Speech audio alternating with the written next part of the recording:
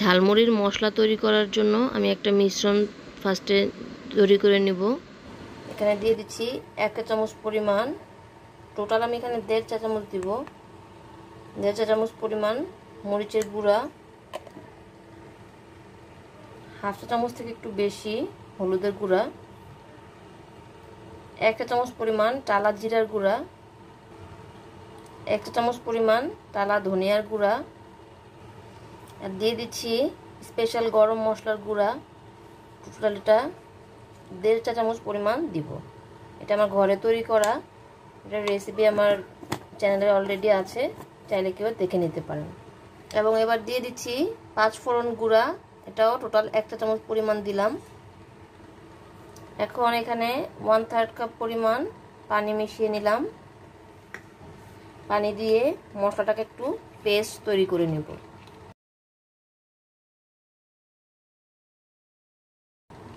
এই তো আমার পেস্ট তৈরি হয়ে গেছে।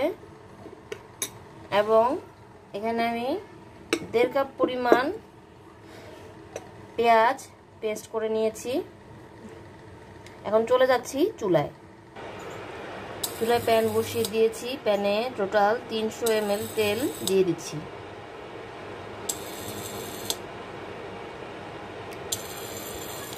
তেলটা খুব বেশি গরম করে নেওয়ার প্রয়োজন নেই, হালকা একটু গরম হয়ে গেলে আমি এখানে পেঁয়াজের পেস্টটা দিয়ে দিচ্ছি। পেঁয়াজের পেস্টটা দিয়ে একটু নেড়ে চেড়ে তেলের সাথে মিশিয়ে নিব। এ পর্যায়ে দিয়ে দিচ্ছি 2 টেবিল চামচ পরিমাণ আদা বাটা এবং 1 টেবিল চামচ পরিমাণ রসুন বাটা।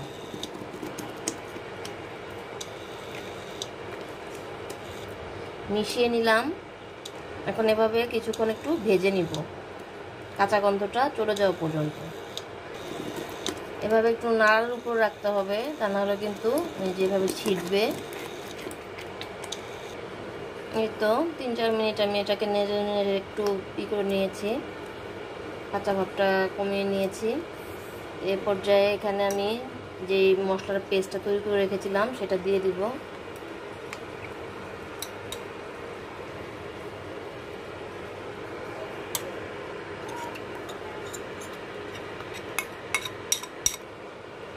দিয়ে ভালোভাবে মিশিয়ে নিব। এবার দিয়ে দিচ্ছি স্বাদ অনুযায়ী লবণ এবং 1/2 চা চামচ পরিমাণ বিট লবণ। এখন সব কিছু আবার মিশিয়ে নিলাম। মিশিয়ে নিয়ে এটাকে আস্তে আস্তে ভেজে নিতে হবে, কালারটা আরও চেঞ্জ না হওয়া পর্যন্ত। সময় নিয়ে ধৈর্য ধরে এটাকে তৈরি করতে হবে। ফিরে আসছি 10 মিনিট পর। তো ফিরে এলাম 10 মিনিট পর। দেখতেই পাচ্ছেন আমি মাঝখানে ঢেকে দিয়েছিলাম এবং কালারটা কিন্তু অনেকটা চেঞ্জ হয়ে গেছে, দেখে নিশ্চয়ই বুঝতে পারছেন। এটা কিন্তু আরও হবে, তাই এখন দেখালাম আপনাদের। এখন আবারও ঢেকে দিব আরও 10 মিনিটের জন্য। ফিরে আসছি আমি আরও 10 মিনিট পর। এটা না ঢেকে দিলে কিন্তু প্রচুর ছিটছে, তাহলে কিন্তু হাত পা পুড়ে যাবে। এই জন্য ঢেকে দেওয়াটাই নিরাপদ। ওটা কমিয়ে ঢেকে দিবেন। আরও 10 মিনিট আমি এটাকে এভাবে জাল করে নিয়েছি। এখন দেখতেই পাচ্ছেন কালার কিন্তু অনেকটা চেঞ্জ হয়ে গেছে আরও।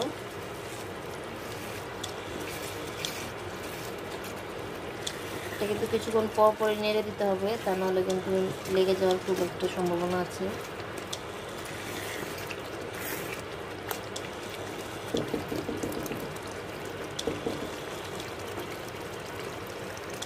এখন আর ছিটছে না, তাই চুলোটা মিডিয়াম ফ্লেমে রেখে এখন ঢাকা না দিলেও চলবে।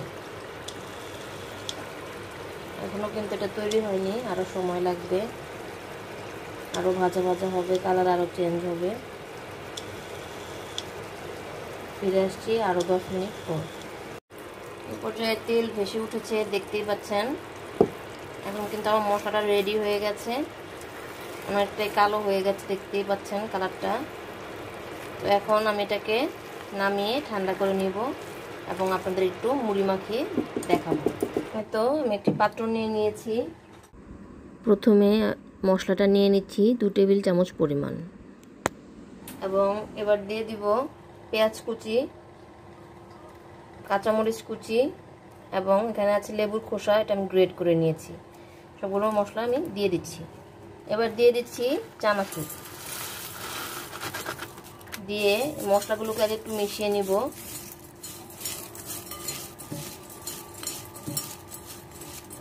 মিশিয়ে নেওয়া হয়ে গেছে। এখন এর মধ্যে দিয়ে দিব মুড়ি,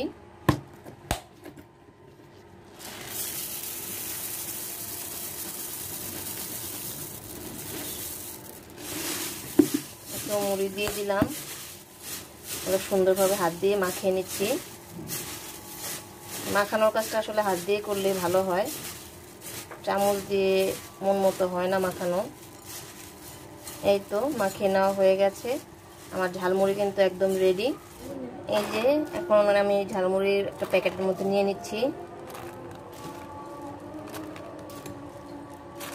একদম স্কুলের পাশে যে মামারা ঝালমুড়ি বিক্রি করে সেই ঝালমুড়ির মতনই হয়েছে, একদম টেস্টটাও সেরকম হয়েছে। এই যে এই ছিল আমার আজকের আয়োজন। আশা করি ভিডিওটি ভালো লেগেছে।